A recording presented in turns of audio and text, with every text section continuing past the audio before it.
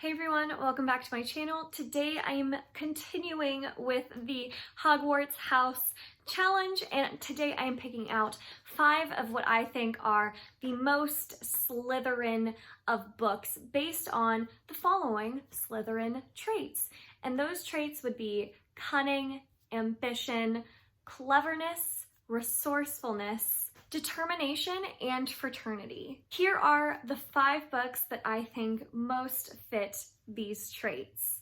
These are 2 honorable mentions that are so obvious that I tried to just pick out 5 other books, but I did want to mention these very obvious ones just to make sure that you all know that I didn't leave these out because I don't think that they're Slytherin. I just left them out because everyone else agrees that they're Slytherin already, and that's Vicious by V.E. Schwab. I don't need to explain it. It's Slytherin. And Six of Crows, once again, very obvious. Those 2 have been mentioned, I feel like, in every other Slytherin video. So just know I understand that these are Slytherin, and I'm not leaving them out because I don't like them. They're actually 2 of my favorite books, but I just want to spice it up with a couple of different books today. So the 5 books that I picked out that I think are the most Slytherin are going to begin with The Raven Boys. And this one, I am focusing more on the traits of fraternity and the traits of ambition. And I think of The Raven Boys as Slytherin, and I know that they could fit into a couple of other houses depending which traits you kind of hone in on, but that fraternity and just the feeling of camaraderie in this book and being loyal to your friend group really is very much resonating with me from this book, because I absolutely love the friend group in The Raven Boys so much. I want to be a part of it, and I just think that fraternity really describes this book, as well as ambition, because of what they're trying to do, which is follow these ley lines to find this dead king. And I think that I don't know, I just totally think each of the characters in this book is a Slytherin in their own right, maybe besides Blue. Definitely think Gansey is a Slytherin at the very least, and Gansey's like one of my favorite characters in this book, so because of that, whenever I think of The Raven Boys, I think of Slytherin. You're welcome to disagree, but that's just why I think it's Slytherin. The next book that I have is Jillian Flames' Dark Places. The traits that I'm focusing on here are more of the resourcefulness and the cunning. This is the story about a young girl who survived these murders that ended with her mother and her 2 sisters dead, and she testified against her brother as committing those murders. So now we're 30 years later or something like that, and she's a grown woman but still dealing with the trauma of those murders, and she's using that experience as a way to make money in this book, which it's super dark, but I actually really liked her character for some reason in this book. Like, it's justified. Like, Jillian Flynn does a really good job of like making this character someone you root for. So it just reminds me of Slytherin because of that resourcefulness and that cunning that this main character possesses. I just think that she's a character that you can root for, but has her flaws, and that just makes her human. And she went through this horrible trauma, and who knows how someone would really react when faced with trauma like that. So I loved this book. I would highly recommend to any Slytherins out there, but anyone else who wants a good book that's creepy and dark and has those Slytherin traits about it. The next book that I have to talk about is going to be The Young Elites by Marie Lu.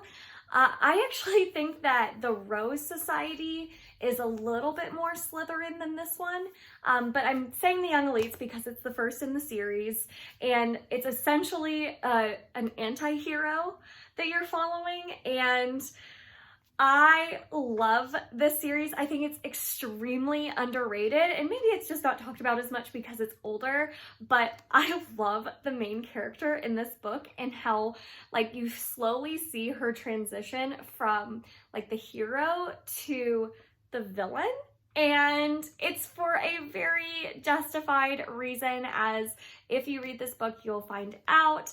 I loved rooting for this character. She was incredibly cunning. She was incredibly ambitious and resourceful, and just everything that a Slytherin is, she possessed. And I think that's why I rooted for her so much, because I actually love Slytherins, and so I love reading books that follow these kinds of characters that have these traits.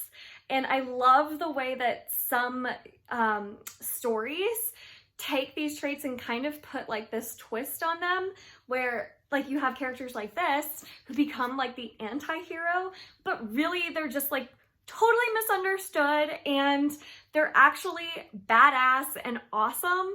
So highly recommend The Young Elites for anyone who loves a good anti-hero story.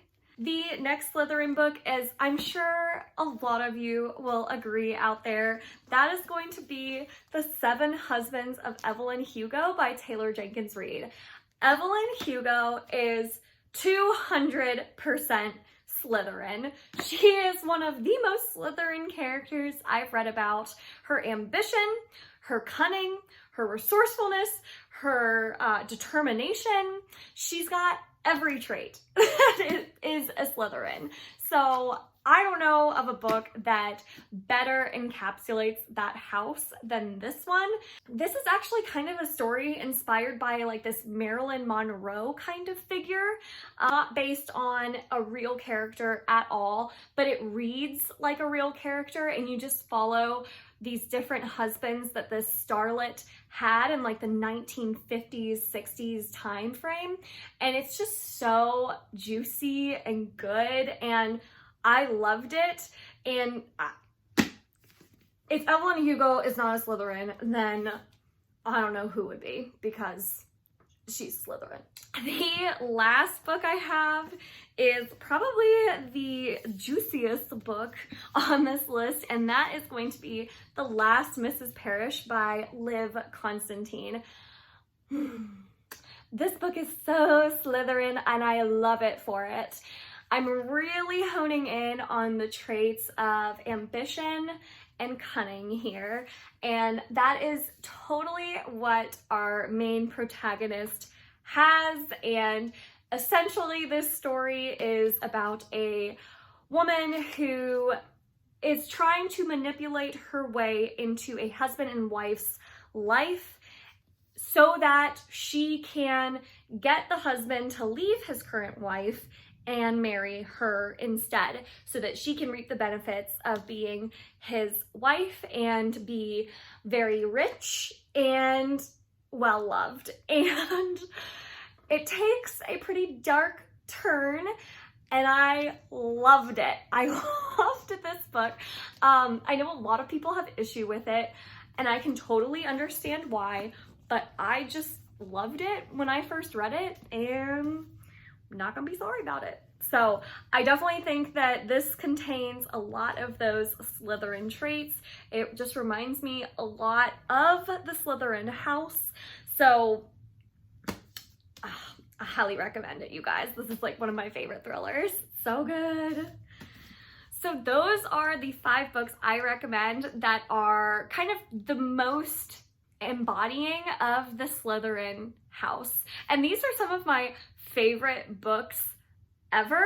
So I think that Slytherin gets a bad rap because of the characters that they decided to focus on in the original series of Harry Potter. And I love Slytherins. As you can see from my excitement for these books, I love characters that possess those traits. I kind of wish I was a Slytherin, but I'm not. Definitely let me know if there's any other books that you recommend that embody the Slytherin house, because I love those kinds of recommendations. And if you agree or disagree with any of the books on my list, definitely let me know. I'd love to know your own thoughts on what you think of when you think of the Slytherin house. I hope you enjoyed watching this video. If you did, make sure to give it a like and subscribe. I release new videos every Monday, Wednesday, and Friday. And until next time, bye!